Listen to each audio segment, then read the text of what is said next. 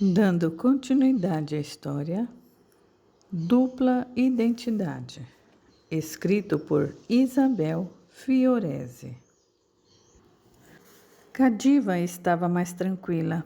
Ela sentia-se protegida perto daquele moço atencioso e gentil. Também sentia uma energia de carinho e bondade emanando de sua aura. Por outro lado, Padre Jorge afeiçoara-se a Khadija, porque ela tinha uma inocência quase infantil. Ao mesmo tempo, uma sabedoria e um desejo firme de compreender o propósito de estar naquele lugar. Não seria fácil convencer os pais dela a esperar mais um pouco para ver se conseguiria trazer Vitória de volta. Mais tarde, Padre Jorge chegou com Khadija na propriedade dos pais dela. Quando a viram, vieram todos correndo em direção a eles. Onde você estava, minha filha? Pelo amor de Deus, por que fez isso? Calma, dona Leocádia. Khadija só foi orar um pouquinho na minha paróquia. Ela está bem, só cansada e com fome. Laura, ajuda a fazer um lanche para nossa amiga? Pediu o padre. Diante do silêncio de Khadija, que entrou muda, todos ficaram esperando o padre explicar o que estava acontecendo. Ele relatou tudo conforme tinha acontecido e por fim pediu. Eu queria pedir a vocês um voto de confiança. Antes de pensar em internar a menina, permitam que eu tente fazer um trabalho de conscientização com ela. Acredito que posso conseguir fazer com que ela liberte Vitória aos poucos. Será menos traumático para todos vocês e para ela também, com certeza.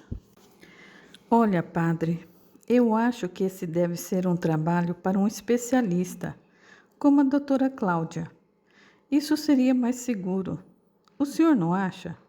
Perguntou Ramiro. Acontece que ela não confia na doutora. Eu posso não ser especialista, mas eu estudei filosofia, teologia e princípios de psicologia. Acredito que eu posso ajudar porque ela confia em mim. Isso não significa que eu vou brincar de médico com a Vitória. Eu conheço as minhas limitações, por isso eu vou conversar com a doutora Cláudia e procurar um alinhamento nesse tratamento. Vocês confiariam em mim? Perguntou Jorge. Se é como o senhor está dizendo, padre, vai trabalhar alinhado com a ciência da doutora? Nós ficamos mais aliviados. Nossa filha precisa sair dessa crise. Já passou tempo demais, disse Leocádia. Eu não sei se vou gostar de perder a Khadija. Eu gostei tanto dela, disse Luiz Carlos. Esse menino tem cada uma, foi o comentário de Silvio. Acredito que depois que tudo terminar, a sua irmã não será mais a mesma que todos nós conhecemos. Sempre ficará um pouco da personalidade de Khadija com ela, explicou o padre. Antes de sair, Padre Jorge pediu para conversar a sós com Silvio. Silvio, analisando a conversa confidencial que eu tive com a sua irmã antes da crise maior, somado com as explicações espíritas de Cíntia e levando em consideração o que a ciência explica sobre os sintomas de Vitória através da teoria da doutora Cláudia, confesso que eu estou muito confuso. Pretendo montar um estudo elaborado do caso dela, em cima de todas as hipóteses levantadas. Isso quer dizer que vamos montar um quebra-cabeça com as informações que forem se encaixando. Acredito que depois de visualizarmos o problema como um todo e com uma visão ampla, sem limitações, chegaremos a uma chave que irá abrir essa caixa preta. Vamos fazer um trabalho de equipe. Você acha que Cíntia aceitará nos ajudar? Com certeza. Eu acho válida a sua ideia, principalmente porque ela só confia no Senhor, tanto que foi na sua paróquia que ela se refugiou. Será que a doutora Cláudia vai concordar em se juntar a nós, leigos na ciência da psiquiatria? Perguntou o rapaz. Sozinha ela não vai conseguir tratar a Vitória, vai precisar da família, então nada melhor do que aliar-se a nós. Nós precisamos dela e ela de nós, argumentou ele. Podemos nos reunir amanhã à tarde, se for possível para você e Cíntia. Vamos começar juntando nossas peças primeiramente, pode ser? Acredito que sim, Padre Jorge. Eu falo com ela e comunico ao Senhor. Ok, eu fico no aguardo então. Pede para sua mãe pegar leve com a sua irmã para não assustá-la novamente. Recomendou o padre, retirando-se em seguida. Pensativo, Jorge voltou para sua paróquia. Ele jamais imaginara enfrentar uma situação como essa quando decidiu pela vida religiosa. Ordenara-se muito cedo, sem experiência de vida, e a orientação que recebera dos seus mestres e professor de teologia para quando não soubesse o que fazer diante de um grande problema seria pensar: o que Jesus faria se estivesse em seu lugar? Ele não conseguia pensar em uma resposta, já que estava longe da sabedoria do mestre, mas precisava achá-la, já que o problema existia e ele estava envolvido, mesmo que indiretamente nele. Chegou na igreja e havia várias pessoas esperando por ele. Atendeu a todos carinhosamente, como sempre, e quando ficou sozinho, ajoelhou-se no altar diante da cruz e orou fervorosamente, pedindo a Nossa Senhora Aparecida, padroeira de sua paróquia, que iluminasse as suas ideias para encontrar a melhor maneira de proceder na situação de Vitória, e que amparasse os familiares diante da aflição que se estabelecera naquele lar. Foi dormir tarde da noite. Depois de ler muitos artigos sobre dupla identidade e dissociação de alter ego. Pela manhã, Padre Jorge foi ao bar do velho Santiago tomar o seu café, como fazia todos os dias. Era mês de julho, e um vento forte anunciava que logo viria uma frente fria, o que era normal nessa época do ano.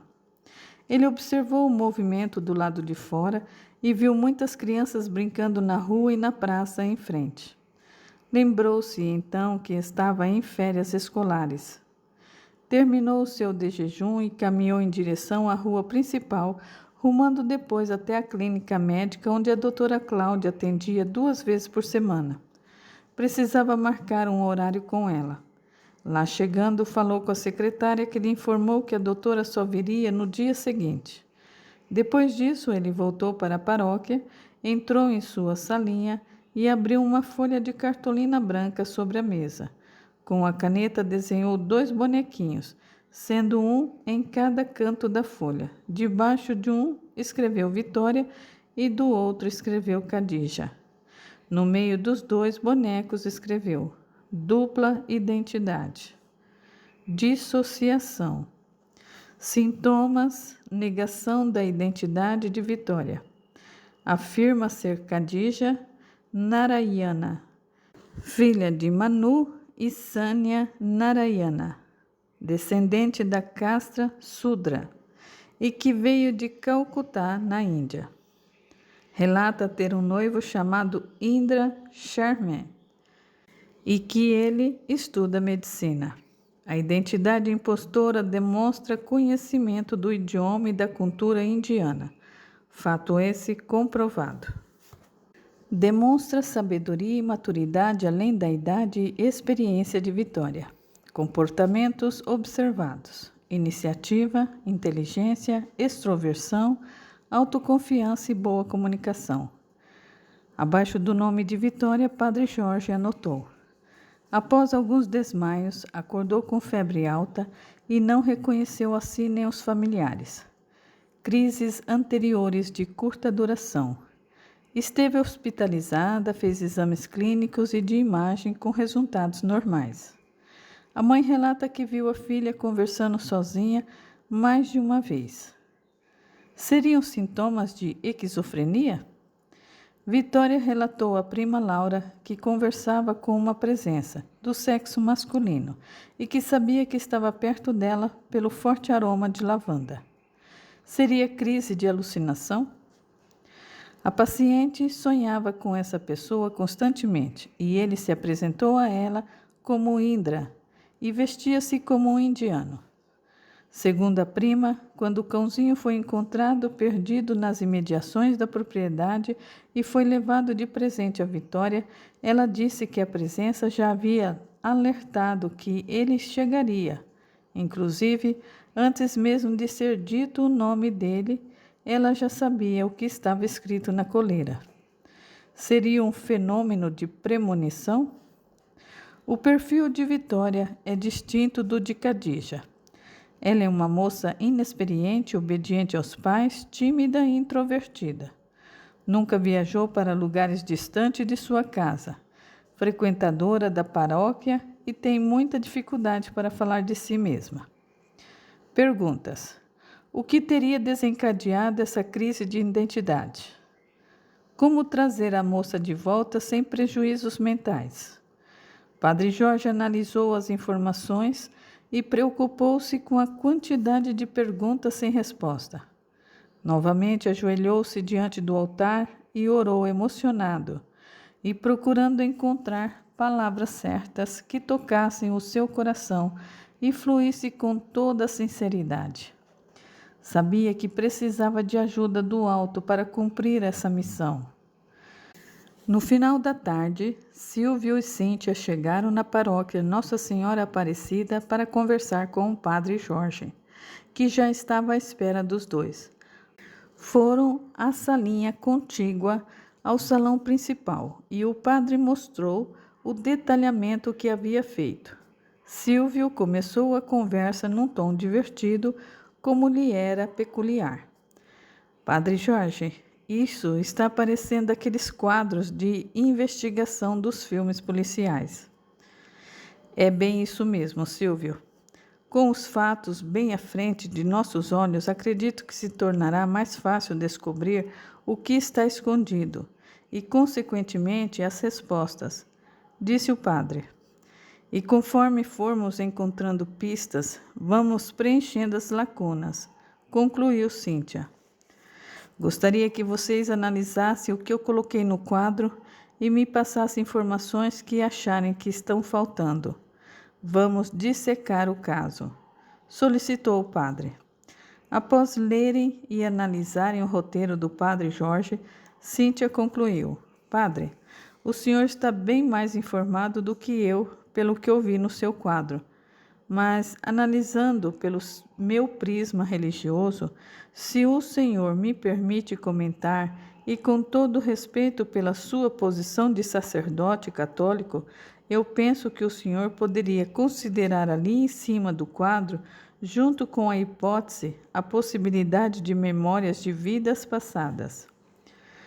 Fundamentado em que argumentos? Perguntou o padre. Os argumentos o senhor já expôs ali quando escreveu: a identidade impostora demonstra conhecimento do idioma e da cultura indiana. Fato esse comprovado. Demonstra sabedoria e maturidade além da idade e experiência de Vitória. Horas. Se a minha cunhada não adquiriu esse conhecimento e experiência nessa vida, só pode ter sido em outra. E agora, de alguma forma, isso tudo submergiu a sua memória consciente, explicou a moça.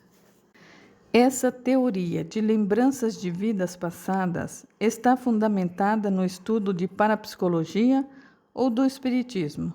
Perguntou o padre. Nas duas, padre Jorge.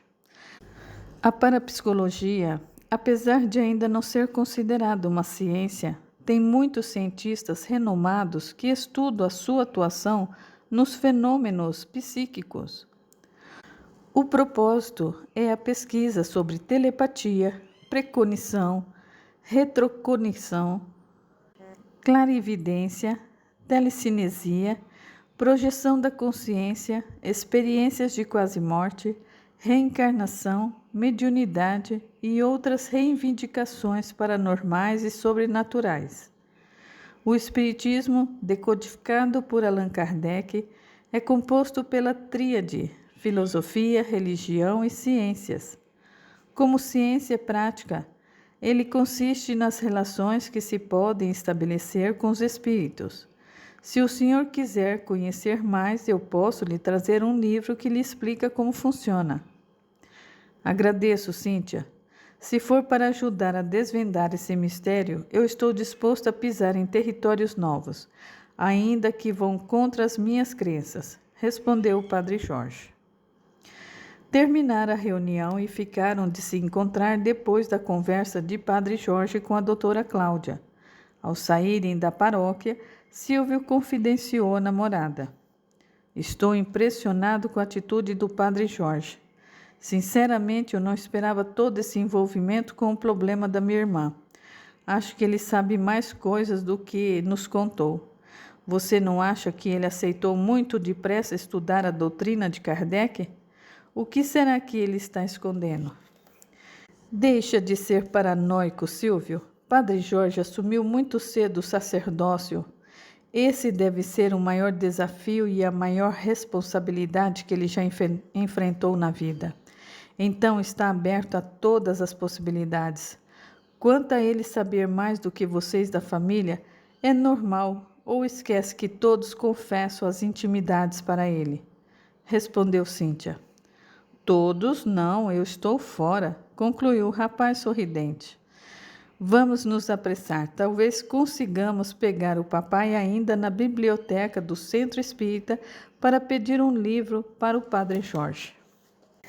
E saíram caminhando apressadamente. No dia seguinte, ao final da tarde, padre Jorge foi até o consultório da doutora Cláudia conversar com ela, apesar da última conversa não ter sido muito assertiva. Mas isso, para ele, já estava no passado. Entrou e foi até o balcão, pediu para ser anunciado, aceitou o café e o copo de água fresca que lhe foi oferecido enquanto esperava ser chamado.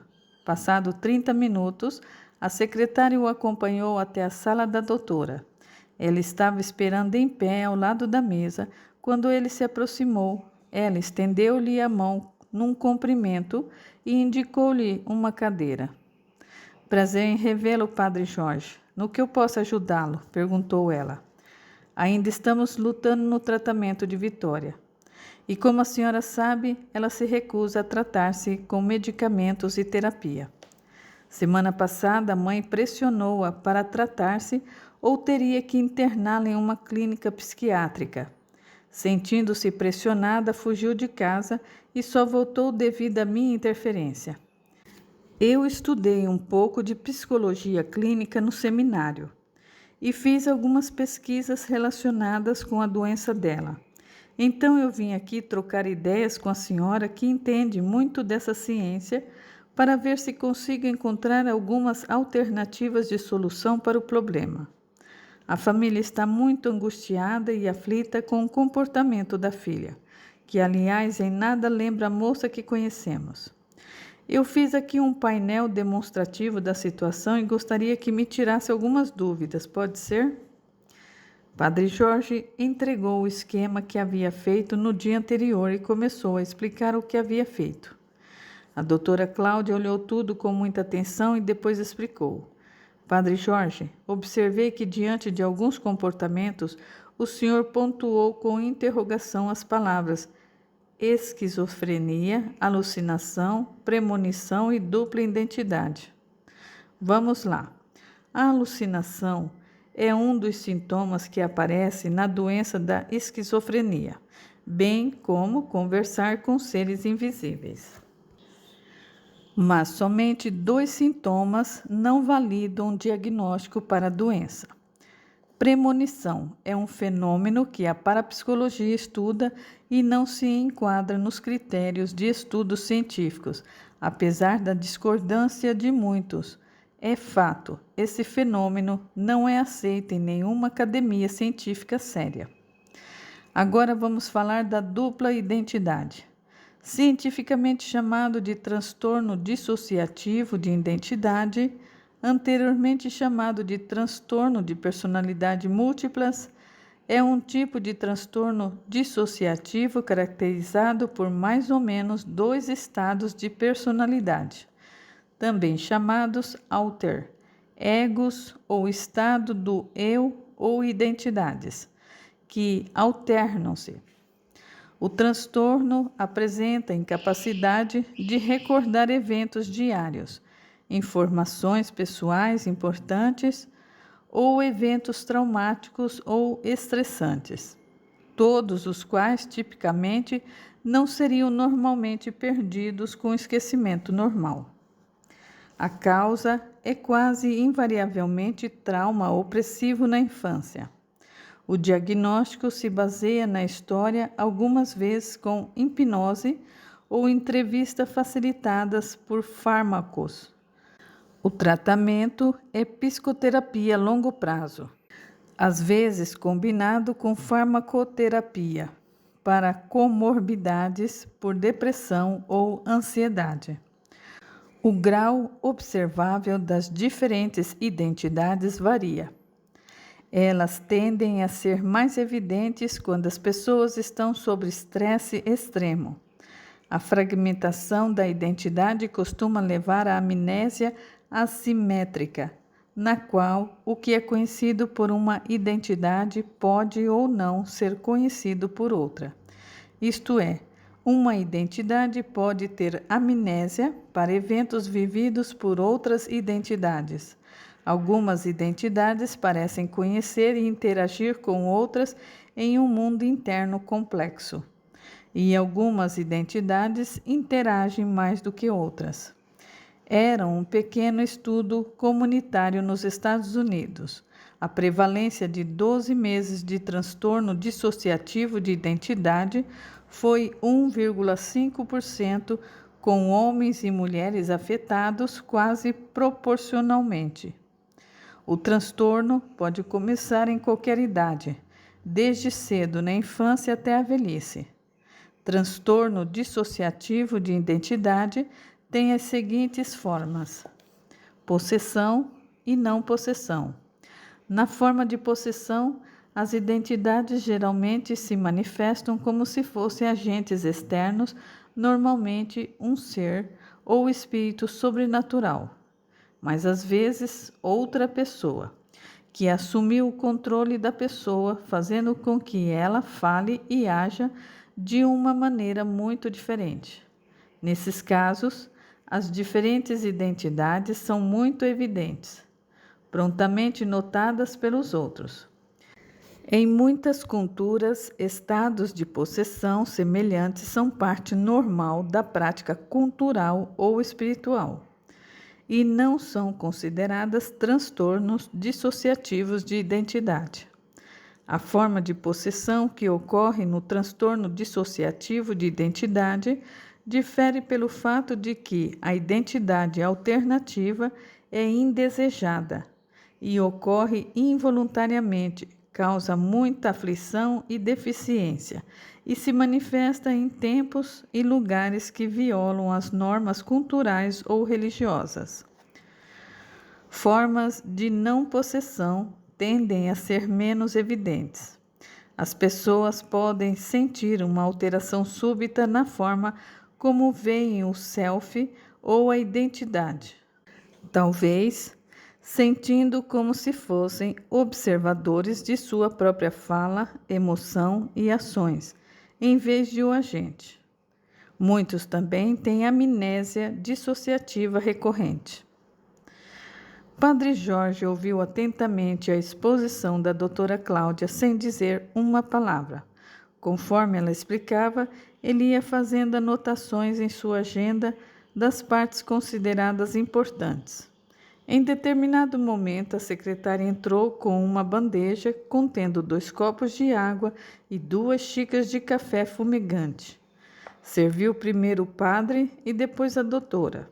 Os 2 sorveram a água e, antes de começar o café, Cláudia perguntou: "E então, Padre Jorge, conseguiu compreender o motivo da minha preocupação se essa moça ficar do jeito que está, abstendo-se de tratamento clínico e terapêutico?" O padre começara a sorver o café pensativo e, depois de alguns minutos em silêncio, respondeu: "Doutora, a sua preocupação também é minha. e extensiva a todos os familiares.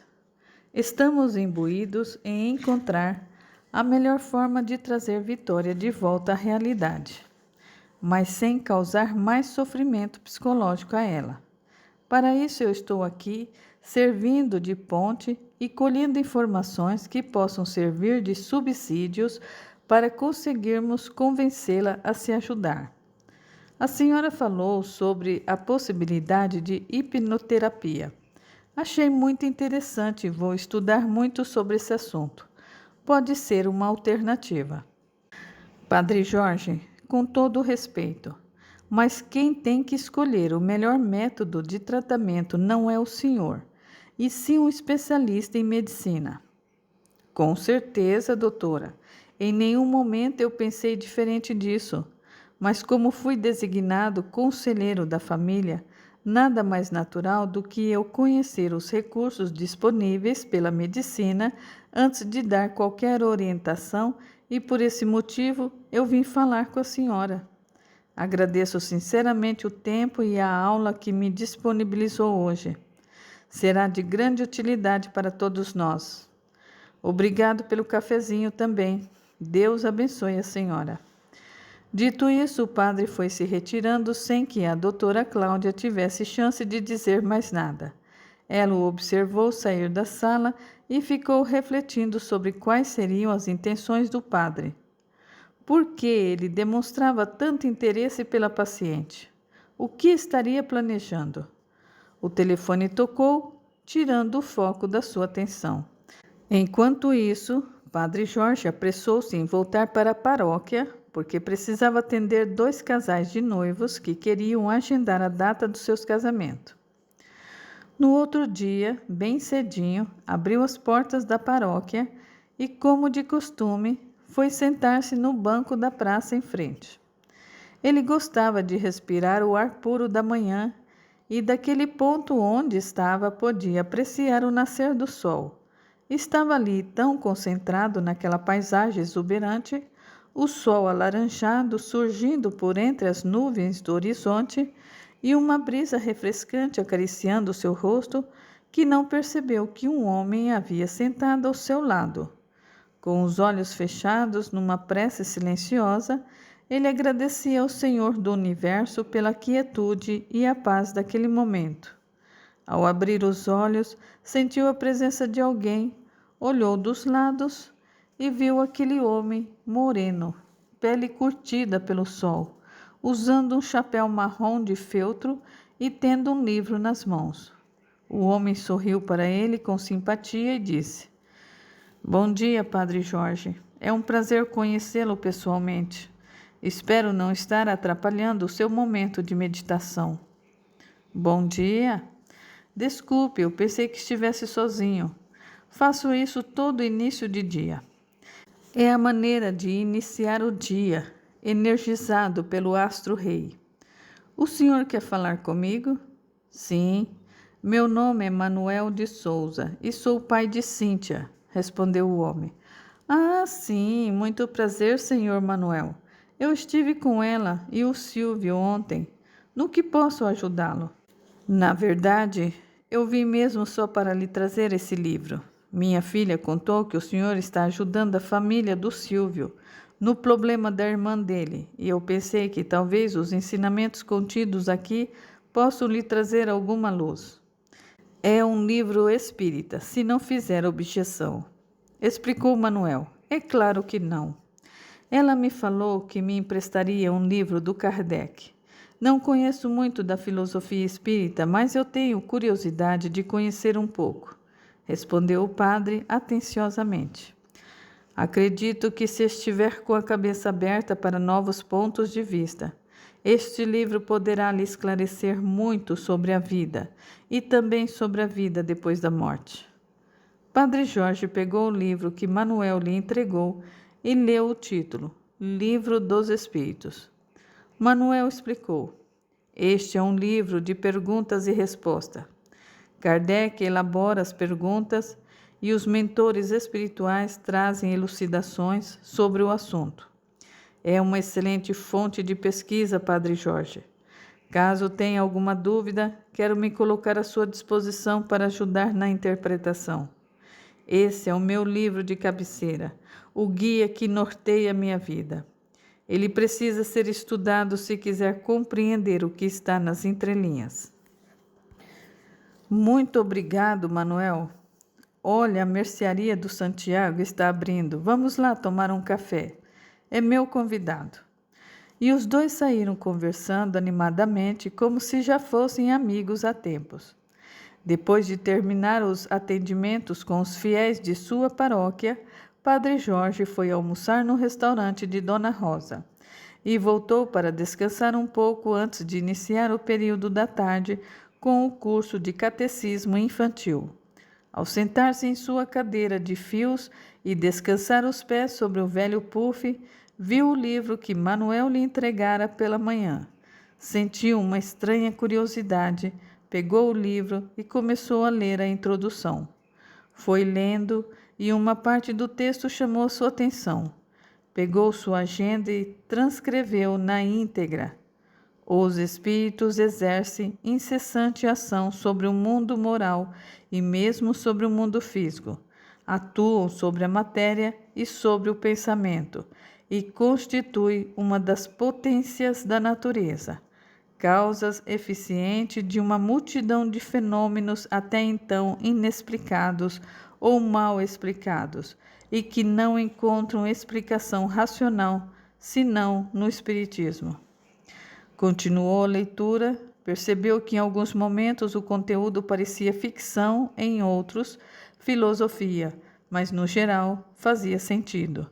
Ele deduziu que seria preciso refletir e racionalizar o conteúdo.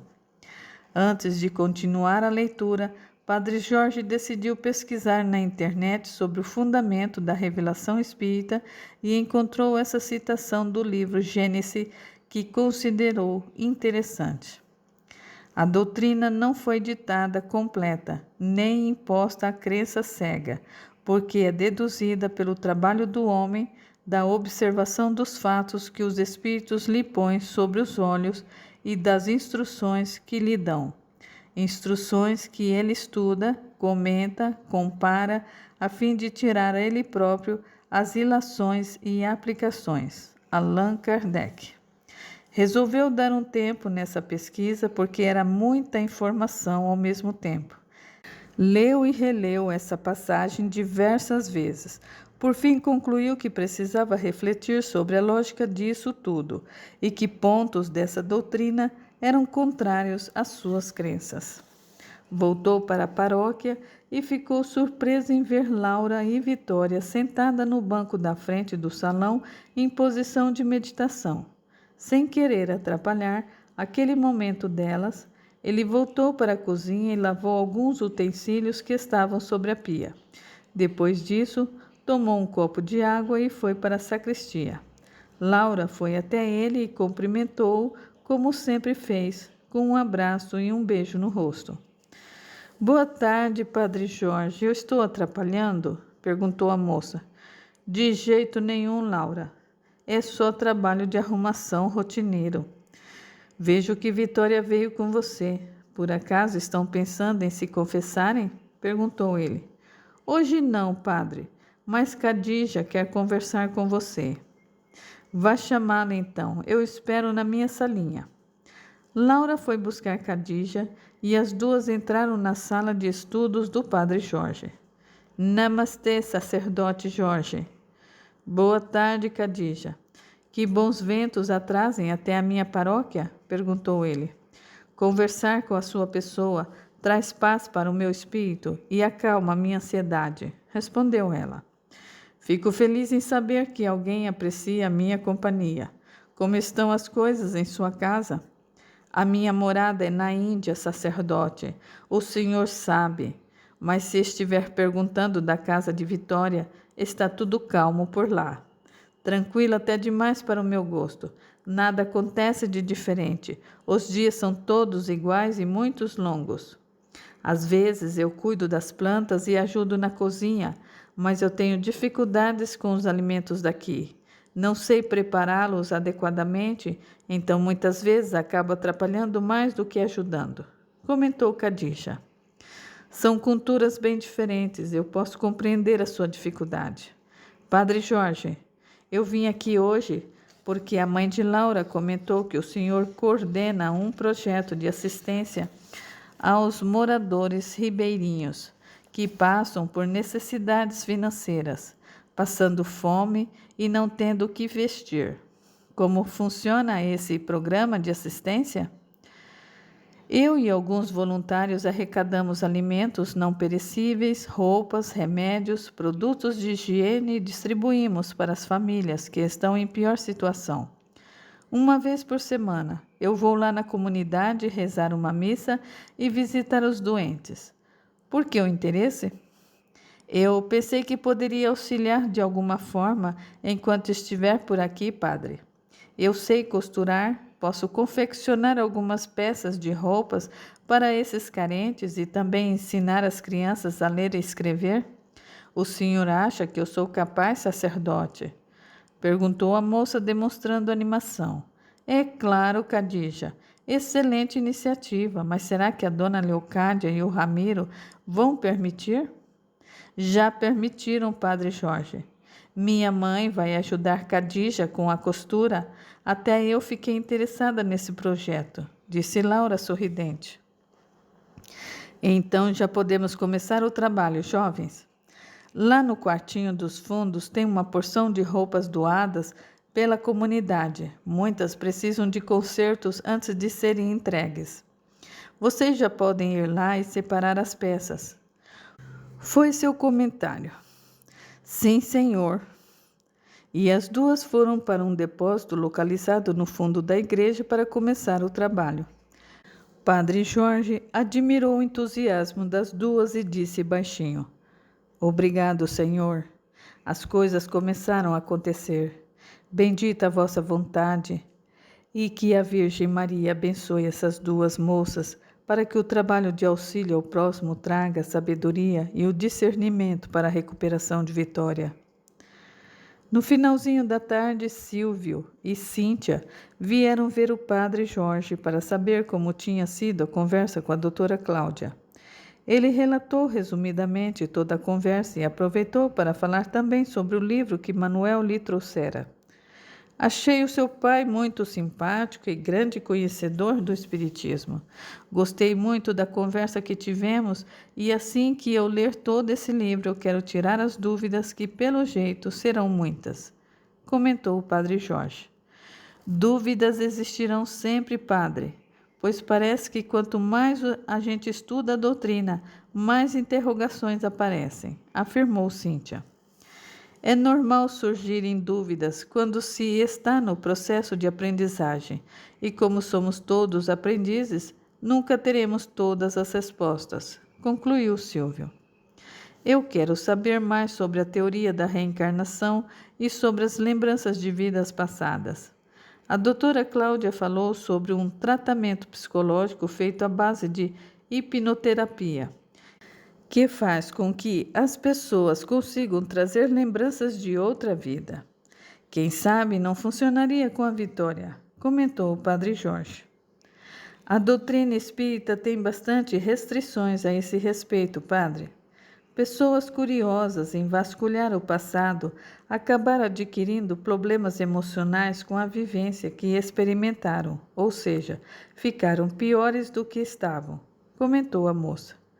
Por isso é preciso estudar sobre esse assunto, ver as considerações da ciência acima de tudo. Quais seriam os casos recomendados para esse tipo de terapia? Perguntou Jorge. Já que a minha irmã não quer se tratar com a psiquiatria, será preciso pensar em todas as alternativas, comentou Silvio. Mas por ora, não vamos comentar esse assunto com ninguém. Vamos combinar uma pesquisa sobre o assunto e marcamos outro dia para discutirmos os resultados, pode ser? Perguntou o padre. Por mim, tudo bem. Vou pesquisar na biblioteca na universidade, disse Silvio. E eu pesquiso na internet, afirmou Cíntia. E assim ficou decidido. Marcaram outra reunião para a próxima segunda-feira. Aos domingos, Padre Jorge costumava ir almoçar na casa de alguns fiéis mais próximos, a maioria trabalhadores voluntários da paróquia, e nesse dia resolveu ir à casa de Ramiro e Leocádia para saber como estava o relacionamento da família com Vitória Khadija. Ao chegar, encontrou a moça no jardim cuidando das flores. Ao vê-lo, ela veio ao seu encontro vestindo trajes indianos, como vinha fazendo desde que assumira a identidade de Khadija. Bom dia, sacerdote. Não sabia que viria hoje, mas é sempre bom desfrutar de sua companhia. Padre Jorge sempre ficava surpreso com a cordialidade e com a facilidade de comunicação dessa identidade, tão diferente da tímida Vitória. Eu me sinto muito bem quando eu posso aproveitar a paz e a tranquilidade desse lugar, respondeu ele. Seja bem-vindo, vamos entrando, por favor. Khadija o acompanhou até a sala e foi avisar aos outros da visita. Ramiro, conhecendo as preferências do amigo padre, retirou do armário 2 garrafas de vinho e colocou-as na geladeira. Ele sempre tinha alguma reserva para essas ocasiões. Padre Jorge, já pedi para Leocádia colocar mais água no feijão para servir mais um prato, disse Ramiro de forma divertida enquanto abraçava o amigo. E diz para não esquecer do torresminho, comentou o padre sorridente. E entre um assunto e outro, regada a taças de vinho, Ramiro perguntou ao padre: Amigo, soube que a minha filha está ajudando na sua paróquia e achei uma boa atitude porque, mais próxima de você, talvez, ela lhe confidencie coisas importantes que possam ajudar a trazê-la à normalidade. O que você acha? Eu estive colhendo informações com a doutora Cláudia sobre a doença de Vitória e também pedi a colaboração de Silvio e Cíntia para juntos analisarmos quais fatores poderiam afetar uma pessoa ao ponto dela fugir de si mesma e assumir uma nova identidade. Estamos pesquisando em livros de psiquiatria, psicologia, parapsicologia, psicanálise e até o espiritismo, respondeu o padre. E espiritismo, padre? Mas o catolicismo permite isso? Espantou-se Ramiro. Ora, meu amigo, se quisermos encontrar uma resposta para o que está acontecendo, precisamos pesquisar sobre tudo. Afinal, a religião católica não tem todas as respostas para todos os mistérios da vida, não concorda? Respondeu o padre. Pensando por esse ponto de vista, não importa onde esteja a verdade, o importante é encontrá-la, não é? Mas, por enquanto, padre, não fale desse assunto com Leocádia.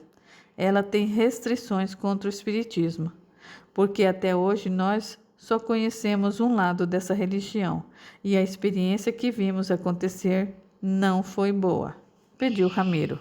Pode deixar, meu amigo. Eu também não saberia como explicar muita coisa, porque ainda estou pesquisando sobre a filosofia de Allan Kardec, respondeu o padre. Leocádia entrou nesse minuto avisando que o almoço estava à mesa. O almoço foi servido na grande mesa de jantar de madeira. A comida farta era a tradição da família. Ronaldo, o irmão de Ramiro, também estava presente com a esposa e os filhos. Khadija tinha uma afinidade especial com Catarina e Laura, que ela chamava de Sarisha. Padre Jorge sentia-se completamente à vontade com aquela família. Fazia brincadeiras com todos descontraídamente. Não fosse pela roupa, ninguém diria que ele era um padre, pois comportava-se de forma diferente dos sacerdotes tradicionais da cidade. Terminada a refeição, os homens foram para a varanda esperar pelo café e as mulheres para a limpeza da cozinha. Leocádia serviu o café e depois aproximou-se do padre Jorge, dizendo: Padre, como Vitória está se comportando lá na igreja, no trabalho voluntário? Ela está trabalhando duro, organizou o depósito, separou as doações e agora está cadastrando todas as famílias ribeirinhas necessitadas.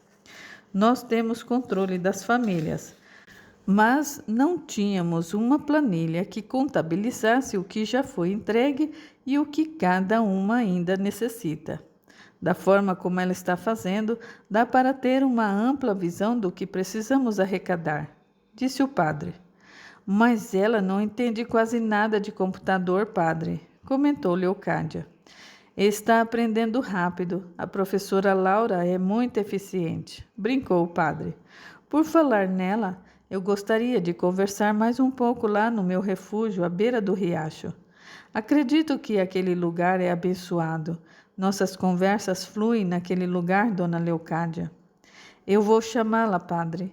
Quanto mais o senhor acalmar a mente e o espírito de Vitória, acredito que teremos mais chances de trazê-la de volta à realidade. Logo Khadija aparece em frente do padre perguntando: Quer falar comigo, sacerdote? Padre Jorge estranhava todas as vezes que ela o tratava assim, mas temia aborrecê-la se a corrigisse. Estava pensando em continuarmos a nossa conversa se você não se importar, disse ele. De forma alguma. Vamos lá para o confessionário? Perguntou a moça, demonstrando alegria. Eu prefiro chamar aquele lugar de refúgio. Vou levar uma cadeira dessas aqui e você fica na rede, que tal? Perguntou o padre. Pode ser. Vamos levar aquela lá que é espreguiçadeira. Vai que o senhor resolve tirar um cochilo.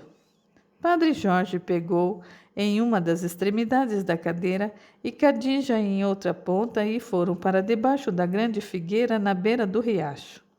Assim que a moça se sentou na rede, Charles, como sempre, saltou em seu colo. Padre Jorge amava aquele refúgio, porque ele transmitia uma calma interior, a sensação de segurança e tranquilidade dava-lhe uma leveza de espírito e ele parecia flutuar. Fechou os olhos e respirou o ar puro que o ambiente proporcionava. Sentiu-se tão bem que por alguns instantes esqueceu de todos os seus compromissos. Voltou à realidade com a voz de Vitória. Sacerdote, desculpe interromper a sua meditação, mas o seu mestre já se pronunciou sobre a minha missão nesse lugar? Quando eu posso ir embora? Padre Jorge já esperava por essa pergunta e, depois de alguns segundos, respondeu: Deus não responde a ninguém diretamente. Ele se comunica conosco através de sinais. É preciso ficar atento e saber decifrar as suas mensagens. E o Senhor decifrou algum sinal? O sinal que eu vejo é que você está ocupando um corpo de outra pessoa que não consegue voltar para a família, Khadija, respondeu o padre Jorge. É isso que o senhor pensa de mim, sacerdote?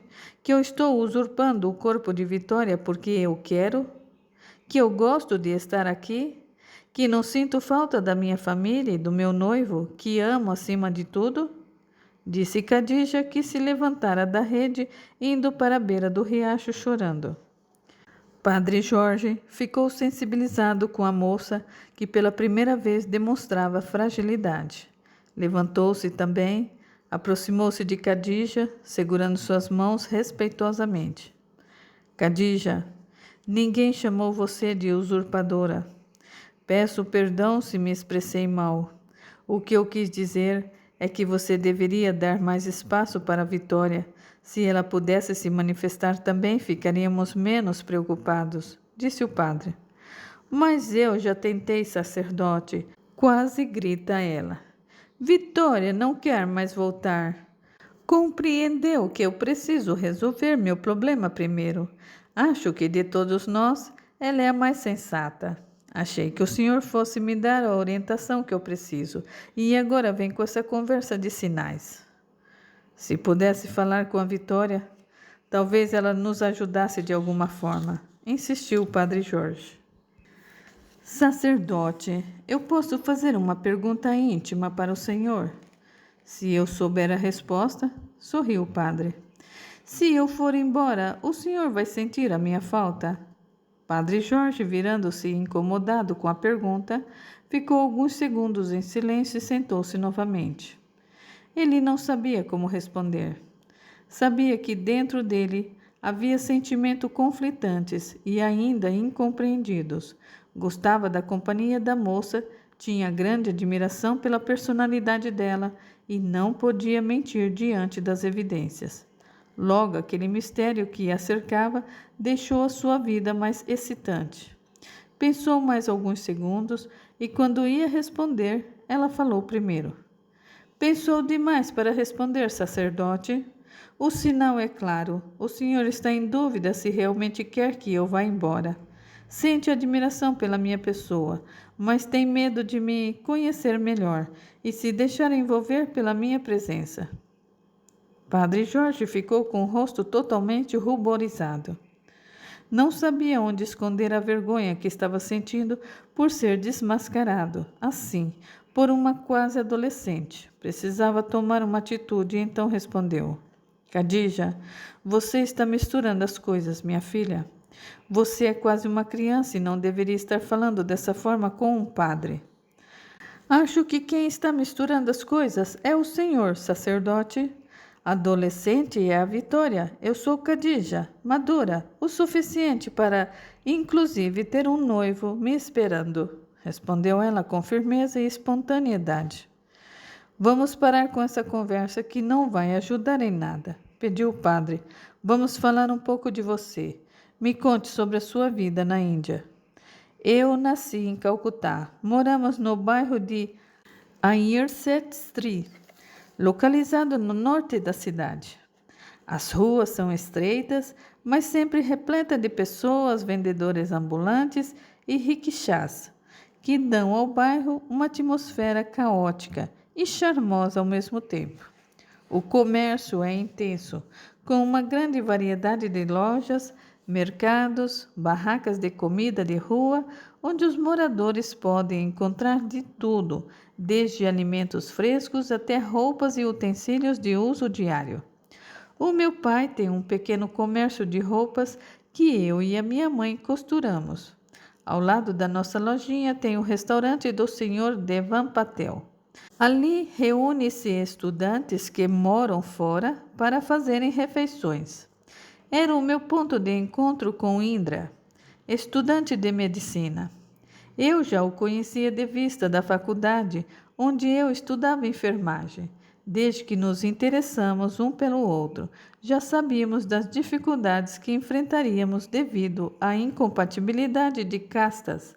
Imagina, a família dele é Brahmini, casta superior, e nós da casta Sudras, inferiores. Continuamos juntos, escondidos das famílias. Nosso plano era, depois da formatura, fugirmos para a Inglaterra. Mas antes disso, fomos descobertos. Os pais do Indra mudaram ele para uma universidade na França. Um dia ele escreveu uma carta para o endereço de nossa amiga Sarisha.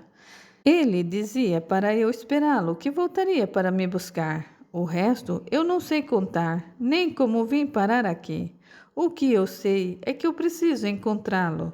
Mas como não posso ir nesse corpo, sacerdote, eu preciso que você vá à Índia procurar o meu noivo. Procure pela família dele, Rajpati Sharma. Eles são ricos e conhecidos na região de Salt Lake City.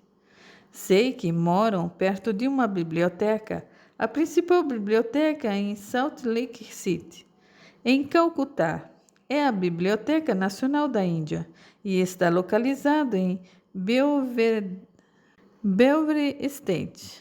É a maior biblioteca da Índia em termos de tamanho e coleção literárias. Com certeza, nessa biblioteca você vai encontrar referências sobre a família Sharma.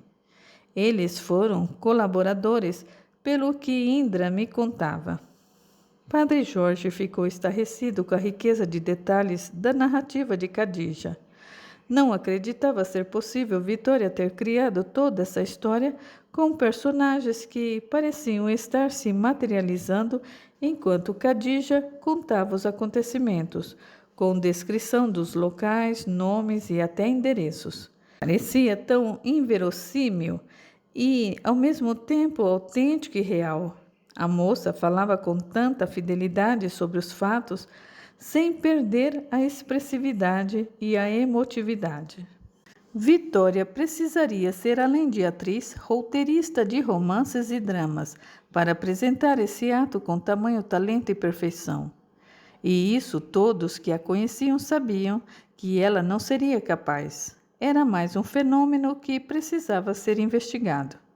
Quebrando o monólogo de Khadija, o padre perguntou: Khadija, minha querida, você não sabe o que está me pedindo. Caso eu aceitasse essa missão, enfrentaria muitos conflitos de crenças dentro da minha igreja, inclusive com a sua família também. É possível até que me interne no sanatório junto com você. Padre, eu confio na sua inteligência para arranjar um jeito de ir à Índia. Eu vou diminuir o seu fardo, libertando Vitória, mas continuarei com ela até você me trazer a solução desse mistério. E então, temos um pacto? Perguntou ela. Eu não posso confirmar nada agora. Preciso ponderar e refletir e encontrar meios de fazer isso, respondeu o padre sem muita convicção. Eu vou fazer a minha parte de qualquer jeito, mas se eu perceber que nada está acontecendo a meu favor, eu volto para cobrá-lo, meu mestre e tutor, brincou ela. Os dois se levantaram e foram ao encontro de Silvio, que chegou com Cíntia. Aguardem, a história continua.